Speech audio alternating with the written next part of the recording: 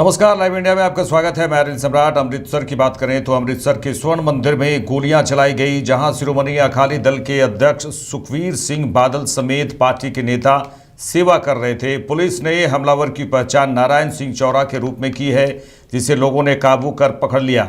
वहीं Amritsar police commissioner Gurpreet Singh Bhullar ने कहा कि सुखबीर सिंह बादल जो यहाँ सेवा कर रहे थे, उनके लिए कड़ी सुरक्षा की गई थी।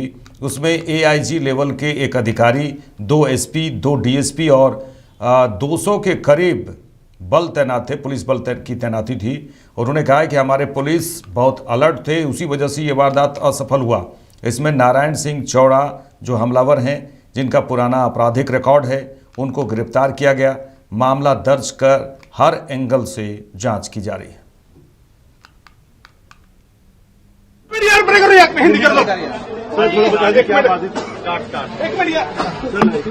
मिस्टर सुखबीर सिंह बादल जो कि यहाँ सेवा कर रहे थे, उनके लिए हमने बड़े पुख्ता इंतजाम सिक्योरिटी के किए हैं, उनकी थ्रेट परसेप्शन को ध्यान में रखते हुए।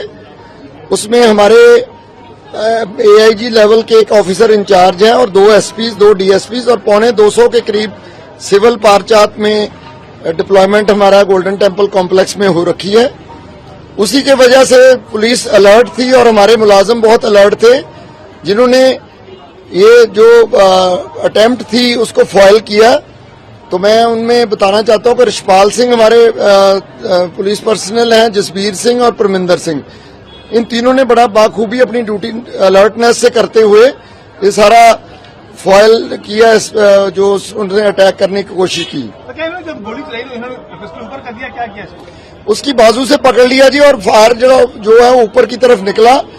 और इसमें नारायण सिंह चौड़ा जो कि पुराने क्रिमिनल रिकॉर्ड भी है जिनका, उनको गिरफ्तार किया गया, केस रजिस्टर कर दिया और हर एंगल से इन्वेस्टिगेशन की जा रही है। तो कितने केस दर्ज है नारायण सिंह चौड़ा पे पहले?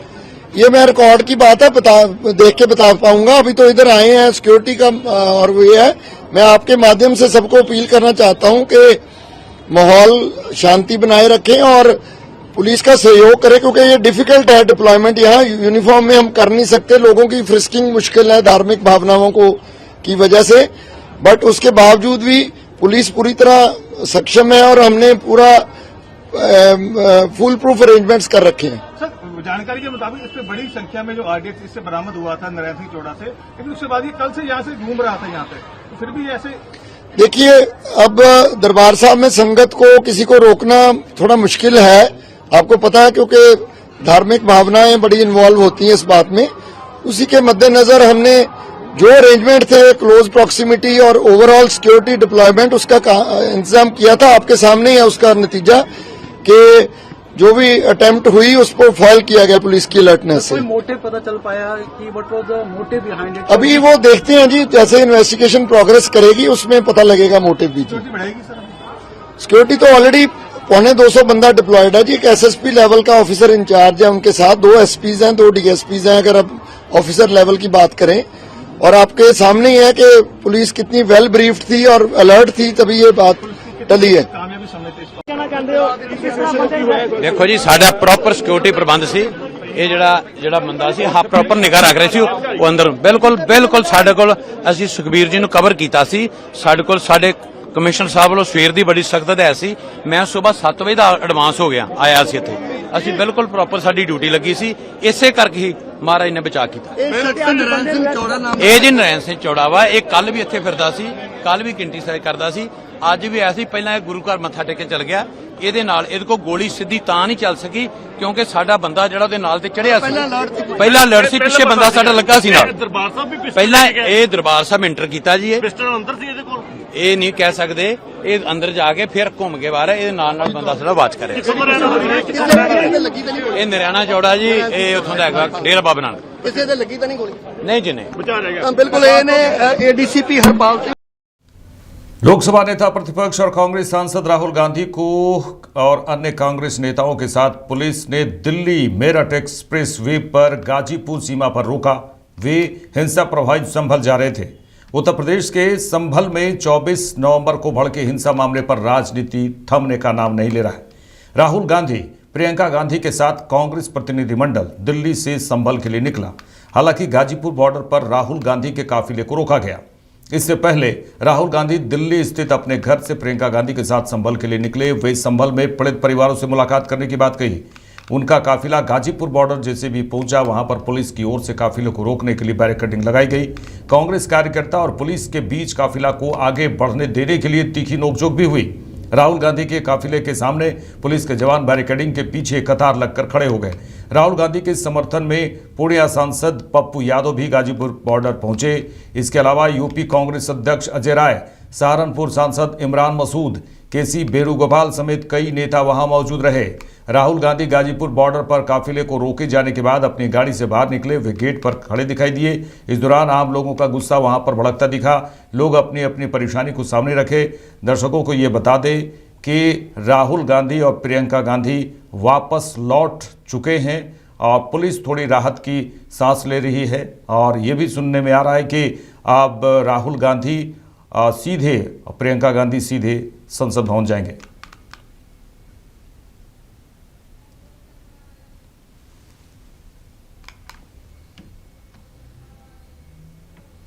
उत्तर प्रदेश के डिप्टी सीएम केशव प्रसाद मौर्य ने कहा कि समाजवादी पार्टी हो या कांग्रेस पार्टी, संभल मामले में राजनीति करने वालों का राजनीतिक उत्थान नहीं बल्कि राजनीतिक पतन होगा, क्योंकि देश मुस्लिम तुष्टीकरण की राजनीति से मुक्त हो चुका है। उत्तर प्रदेश दंगा मुक्त हो चुका है। पहले समाजवादी पार्टी की ड्रामेबाजी चलती रही, अब कांग्रेस नेताओं और नेता प्रतिपक्ष ने अपनी ड्रामेबाजी शुरू कर दी है। समाजवादी पार्टी हो चाहे कांग्रेस पार्टी हो, संभल के मामले में जो राजनीति करना चाहते हैं तो इनको राजनीतिक उत्थान नहीं, इनका राजनीतिक पतन होगा, क्योंकि देश ने मुस्लिम तुष्टीकरण की राजनीति से मुक्त कर लिया है। उत्तर प्रदेश ने अपने को दंगा मुक्त कर लिया है। गुंडे और अपराधी माफिया दंगाई जो हैं वो इस समय जानते हैं कि अगर दंगा करेंगे तो क्या होगा, गुंडागर्दी करेंगे तो क्या होगा, माफियागिरी करेंगे तो क्या होगा, यह सबको पता है भली प्रकार से। पहले समाजवादी पार्टी की ड्रामेबाजी चलती रही। पहले उन्हीं की पार्टी के विधायक सांसद निर्दोष लोगों को मरवाने का काम करते हैं और फिर प्रतिनिधिमंडल भेजने का काम करते हैं, फिर उनको सहायता देने की काम करते हैं। और अब कांग्रेस के नेता और प्रतिपक्ष के नेता श्री राहुल गांधी जी और कांग्रेस ही अपना नौटंकी शुरू कर दिए हैं। उनको सबको लगता है कि सब संभल चले जाएंगे तो उनको मुक्ति मिल जाएगी। मैं आपको बता रहा हूँ, सपा हो चाहे कांग्रेस हो, ये दोनों को इसका बहुत खामियाजा भुगतना पड़ेगा। जैसे श्री अखिलेश यादव जी यूपी में जो हार का जख्म लगा है उससे सह नहीं पा रहे हैं, वैसे श्री राहुल गांधी जी और कांग्रेस पार्टी हरियाणा से लेकर के महाराष्ट्र तक में जो हार का गहरा घाव लगा है उसे वो बर्दाश्त नहीं कर पा रहे, उससे ध्यान बांटने के लिए इस प्रकार के काम कर रहे हैं। संभल है, उसमें कुछ अमेरिकन पैलेट्स भी हैं और वो खोखे हैं और पाकिस्तानी भी हैं। ये गंभीर चिंता का विषय है और उसकी जांच हो रही, न्यायिक जांच भी हो रही, पुलिस भी जांच कर रही है और जांच करके जो उसके असली अपराधी होंगे उनको खोज निकाला जाएगा, उनके खिलाफ कानून के हिसाब से कठोरतम कार्रवाई सुनिश्चित की जाएगी। लोकसभा नेता प्रतिपक्ष और कांग्रेस सांसद राहुल गांधी और प्रियंका गांधी वाड्रा के हिंसा प्रभावित संभल जाने पर कांग्रेस नेता जयराम रमेश ने कहा कि हम लोकतंत्र में हैं कि नहीं। संभल में दंगे हुए हैं, कई परिवार के लोग मारे गए। उनके दर्द पीड़ा को समझने के लिए और उनके साथ समय बिताने के लिए वहां पर राहुल गांधी और प्रियंका गांधी वाड्रा जा रहे थे और अन्य कांग्रेस पार्टी के नेता जा रहे थे, लेकिन उन्हें रोका गया। ये तानाशाही है। जो नेता विपक्ष लोकसभा हैं और जो तमाम कांग्रेस के नेता हैं, सांसद हैं, वो जाना चाह रहे हैं संभल, और उन्होंने कहा है संभल जाके पीड़ित परिवारों से मिलेंगे। बिल्कुल, लेकिन बीच बैरिकेड पहले लगा दिए गए हों। तमाम जो क्या हम लोकतंत्र में हैं कि लोकतंत्र में नहीं है? संभल में दंगे हुए हैं, कई परिवार के लोग मारे गए हैं। उनकी दर्द और पीड़ा महसूस करने के लिए, समझने के लिए, उनके साथ समय गुजारने के लिए राहुल जी जा रहे हैं, प्रियंका जी जा रही हैं, अन्य कांग्रेस पार्टी के नेता उत्तर प्रदेश के जा रहे हैं और उनको रोका जा रहा है। ये तो तानाशाही है, योगी शाही है, अमित शाही है। तो आपको लगता है कि अगर जो है जिस तरीके से परिवारों से मिलने से, हम शांतिपूर्वक ढंग से जा रहे हैं, परिवार से मिल रहे हैं, उनसे बातचीत कर रहे हैं और कोई मकसद तो नहीं है, वहां कोई आंदोलन नहीं निकालने वाले हैं, कोई नारेबाजी नहीं होने वाले हैं। दंगे हुए हैं और एक राजनीतिक पार्टी होने के नाते, मुख्य विपक्ष पार्टी होने के नाते, एलओपी होने के नाते उनका पूरा लोकतंत्र अधिकार बनता है संभल जाने का।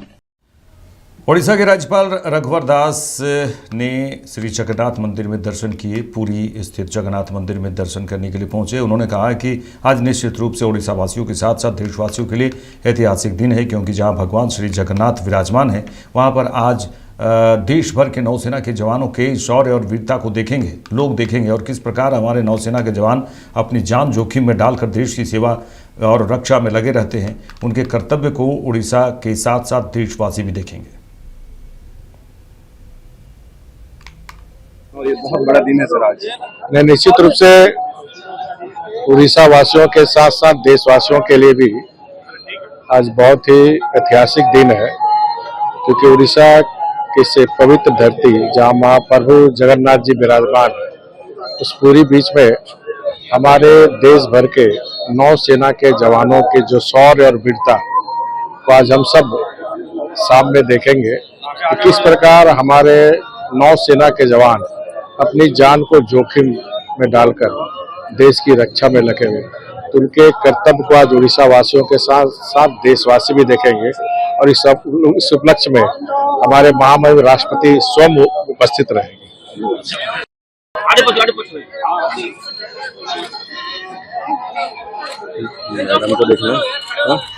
राष्ट्रपति द्रौपदी मुर्मू ओडिशा स्थित पुरी के जगन्नाथ मंदिर पहुंची, जहां श्री जगन्नाथ का दर्शन किया। देश भर के नौसेना के जवानों के शौर्य और वीरता को देखने के लिए वो देखेंगे और किस प्रकार हमारे नौसेना के जवान अपनी जान जोखिम में डालकर देश की रक्षा में लगे हुए हैं। उनके कर्तव्य को उड़ीसा के साथ साथ देशवासी भी देखेंगे।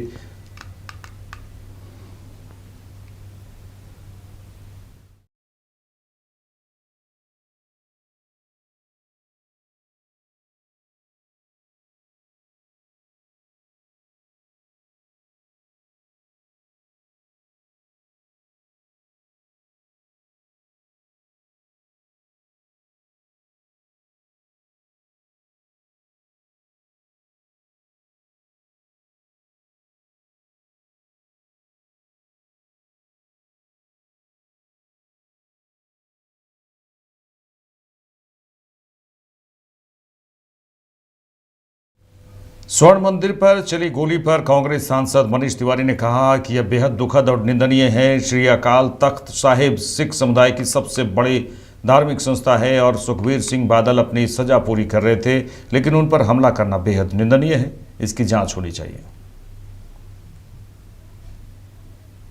हालांकि वो बच गए। देखिए, बहुत ही दुखद है, बहुत ही निंदनीय है।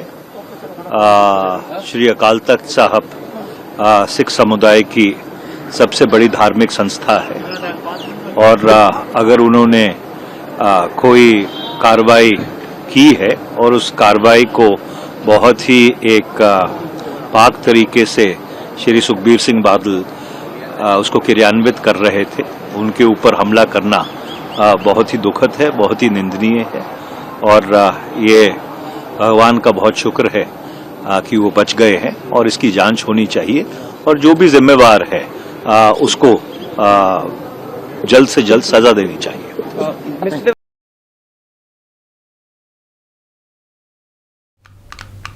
आगे बढ़ेंगे। समाजवादी पार्टी सांसद डिंपल यादव ने क्या कुछ कहा। समाजवादी पार्टी सांसद डिंपल यादव ने संभल की घटना पर कहा कि कहीं न कहीं प्रशासन मामले को दबाने की कोशिश कर रहा है, इसलिए अब तक स्थिति सामान्य नहीं हो पा रही है। उन्हें पता है कि अगर कोई प्रतिनिधिमंडल जाकर लोगों से मिलेगा तो सच्चाई सामने आ जाएगी। रोका गया संभल जाने से, अब कांग्रेस के डेलीगेशन को रोका गया है। आपको लगता है क्या वजह है कि वहाँ डेलीगेशन कहीं ना कहीं जो शासन प्रशासन सरकार है किसी तरह की लीपापोती करने में लगी हुई है, तभी आज तक वहाँ के हालात जो हैं सामान्य ये होने नहीं देना चाह रहे हैं, क्योंकि ये जानते हैं कि अगर डेलीगेशन जाएगा और मिलेगा लोगों से तो वहाँ पे जो असलियत में जो हुआ है, जो सच्चाई है वो सामने उजागर होगी। इसीलिए ये लोग चाह रहे हैं कि जितनी देरी हो जाए उतना ही बढ़िया अच्छा है भाजपा के लिए। लेकिन बार बार वहाँ का एडमिनिस्ट्रेशन कह रहा है कि 10 तारीख तक जब एडमिनिस्ट्रेशन ही पूरे इस प्रणाली में इन्वॉल्व है, जहाँ हमने देखा कि किस तरह एडमिशन के द्वारा इस तरह की हरकत को अंजाम दिया गया और जो सौहार्द है वो उसको बिगाड़ा गया है। और मैं समझती हूँ कहीं ना कहीं ये नेशनल इशू भी है, क्योंकि जो भाईचारे का जो पूरा व्यवहार पूरे देश में है, इसको कहीं ना कहीं भारतीय जनता पार्टी के लोग बिगाड़ना चाहते हैं अपनी वोट बैंक की राजनीति के लिए। समाजवादी पार्टी प्रमुख अखिलेश यादव ने कहा कि प्रशासन ने बीजेपी के इशारे पर इस घटना को अंजाम दिया है। किसी भी पार्टी के नेता को वहां जाने नहीं दिया जा रहा है। वे क्या छिपाना चाहते हैं? उन्होंने कहा कि प्रशासन की भाषा देखिए। क्या लोकतंत्र में अधिकारियों को इस तरह का व्यवहार और भाषा की अनुमति दी जा सकती है? सरकार छिपाना क्या चाहती है? पहले दिन से ही इस बात को सबने कहा है। समाजवादी पार्टी का भी यही मानना है और समाजवादी पार्टी के साथ साथ आम जनता का ये मानना है, जो कुछ करा धरा है सब भारतीय जनता पार्टी के इशारे पर वहां के प्रशासन ने ये घटना की है। जब एक बार सर्वे के लिए सब सहमत थे, सबने सर्वे कराया, आप दोबारा सर्वे इसलिए कराने गए कि झगड़ा नहीं हुआ। जो लोग नारे लगाते गए उनके खिलाफ क्या कार्रवाई भारतीय जनता पार्टी ने की है? किसी भी दल के नेता को ये जाने नहीं दे रहे। आखिरकार छिपाना क्या चाहते हैं? और प्रशासन की भाषा देखिए, उनके जो अधिकारी हैं, क्या लोकतंत्र में क्या इस तरह का व्यवहार और भाषा हो सकती है अधिकारियों की, जिस तरह की भाषा और व्यवहार का इस्तेमाल हो रहा है वहाँ पर? प्रशासन कह रहा है कि एक डेट बताई गई 10 तारीख, उसके बाद जाएं, उसके बाद तक जाना है। अच्छा, 10 तारीख तक जाने क्या क्या छिपा देंगे? जाने कितना दबाव बना देंगे लोगों पर? आपके पास वो वीडियोज होंगे जहां पर प्रशासन दबाव बना रहा है कि ये भाषा बोलिए, ये बताइए। आप प्रशासन ये बताएगा कि ये बोलना पड़ेगा पीड़ित को। अखिलेश जी, आप से कह रहे हैं कि इसकी साजिश है। पहले दिन से हमने एक नई थ्योरी निकल कर आई है यूपी पुलिस की, कुछ पाकिस्तान के कारतूस मिले।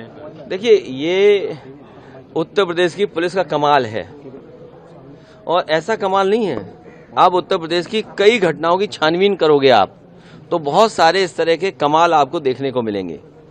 जो कार्टेज की बात कर रहे हैं कि अमेरिका के हैं और पाकिस्तान के हैं, इनसे पूछिए कि इनके असले कहाँ के हैं, इनके पास जो असले हैं वो कहाँ के हैं।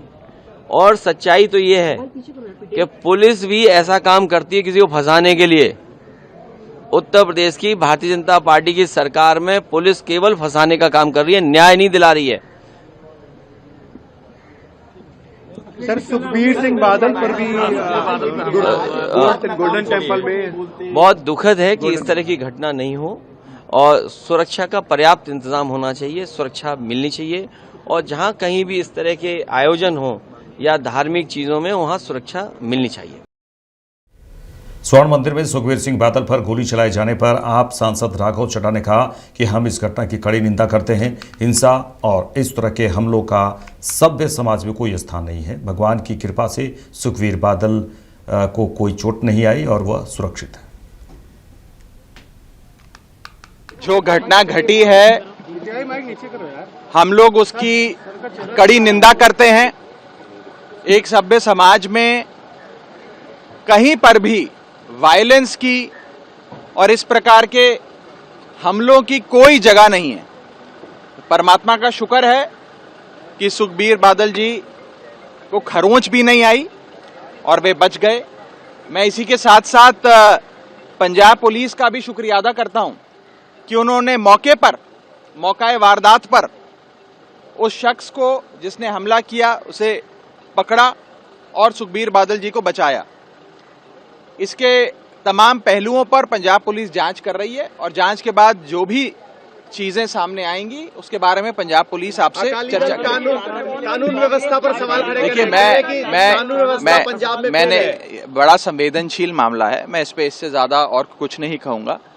जहां तक कानून व्यवस्था की बात है, ये तो पंजाब पुलिस ने ही एक सक्सेसफुल मैं कहूं स्ट्रैटेजी के तहत बचाया और ये इंश्योर किया कि उनको खरोंच भी ना आए। तो मैं तो बल्कि पंजाब पुलिस को बहुत बहुत बधाई देता हूं।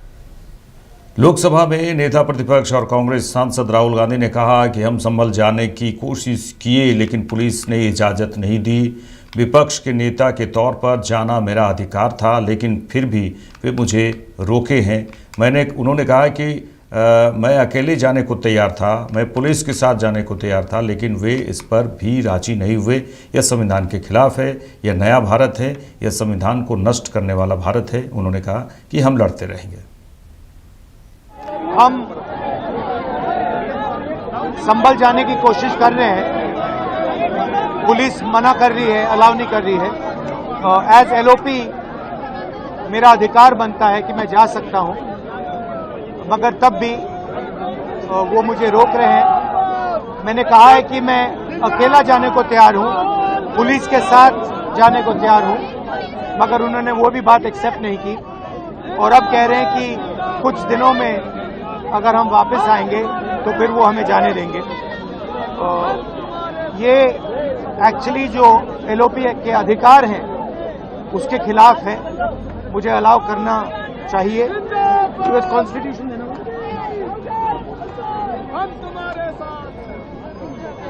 ये कॉन्स्टिट्यूशन के खिलाफ है।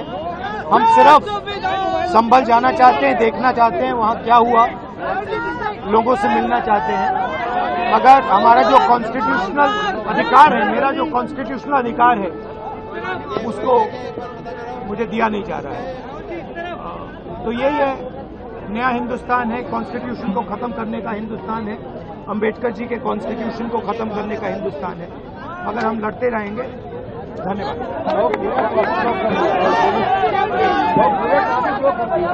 और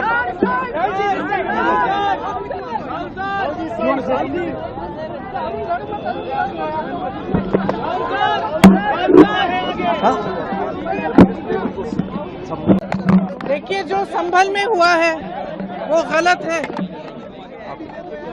राहुल जी नेता प्रतिपक्ष हैं, उनके संवैधानिक अधिकार होते हैं, वो बाकी लोगों से अलग होते हैं, उनको रोका नहीं जा सकता इस तरह से। उनका संवैधानिक पद है, संवैधानिक अधिकार है कि उनको अलाउ किया जाए कि वो पीड़ितों से मिलने जाएं। उन्होंने ये भी कहा कि मैं अकेला चले जाऊंगा, यूपी की पुलिस के साथ मैं अकेला चले जाऊंगा, मुझे अकेला ले जाइए। वो भी करने के लिए तैयार नहीं है। पुलिस वालों के पास कोई जवाब नहीं है। शायद उत्तर प्रदेश की स्थिति क्या ये है कि आप इतना भी नहीं संभाल सकते, तो फिर आप इतना गर्व से क्यों कहते हैं कि लॉ एंड ऑर्डर आपने संभाल रखा है यूपी में? तो नेता प्रतिपक्ष है, उनका संवैधानिक अधिकार है, उनको मिलना चाहिए, उनको इजाजत देनी चाहिए थी जाने की। मेरे साथ इस बुलेटिन में इतना ही। देश दुनिया की तमाम खबरों के लिए देखते रहिए लाइव इंडिया। नमस्कार।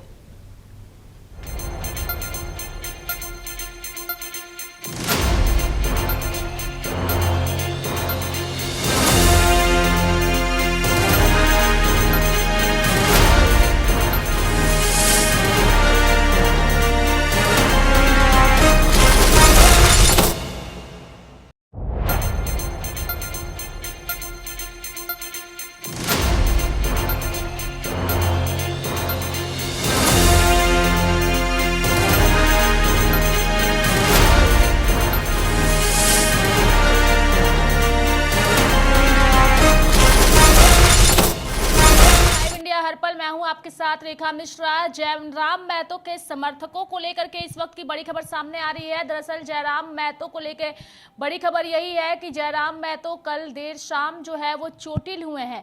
हालांकि उनके समर्थकों ने और उनके चाहने वालों की ओर से अब उनके लिए दुआएं मांगी जा रही है, लेकिन बड़ी बात यह है कि जो हमारे सूत्र बता रहे हैं उसके मुताबिक जयराम महतो फिलहाल जो है वो ठीक है और अपने क्षेत्र में घूम रहे हैं, लोगों से मुखातिब भी हो रहे हैं। पूरी खबर भी हम दर्शकों को विस्तार पूर्वक बताएंगे कि आखिर पूरा मामला क्या है। लेकिन जयराम महतो की बात करें तो डुमरी से वो विधायक हैं और इस चुनाव में उनकी ओर से बीजेपी का पूरा खेल जो है वो बिगाड़ दिया गया था और इसके बाद से ही उनकी चर्चा इसलिए सबसे ज्यादा होती है